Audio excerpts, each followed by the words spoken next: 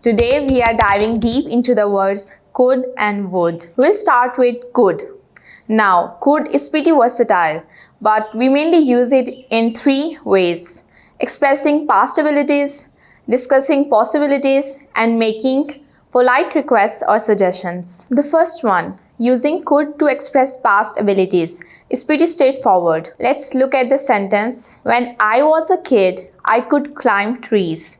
This tells us that you had the ability to climb trees in your childhood. The second use of could is to talk about possibilities. For instance, they could arrive any minute now. Here, could indicates that their arrival is a possibility. The third way to use could is for making polite requests or suggestions. Imagine you are at a dinner party and want to sound extra courteous. You might say, "Could you pass the gravy, please?" Or you could try the apple pie, it's delicious. Now let's dive into would.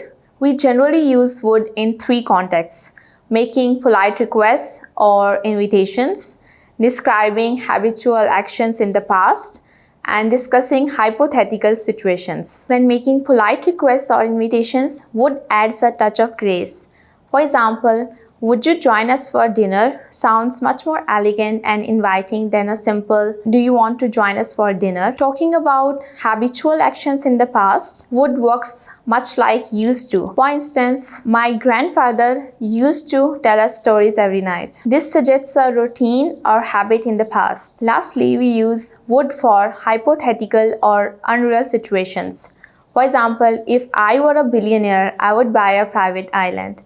Here, would helps express an imagined, unlikely, or unreal situation. But wait, what if we use could and would in the same context? Let's see, in the context of a polite request. Could you pass me the salad? And would you pass me the salad?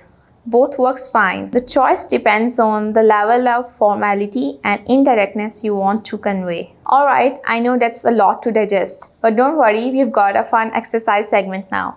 Practice makes perfect, right? Let's get into it. So the first sentence, dash, "You like some coffee?" This is the polite offer. Would, could, or would be more appropriate here. When I was younger, I dash swim for hours without getting tired. Here we are talking about a past ability. Which word fits better?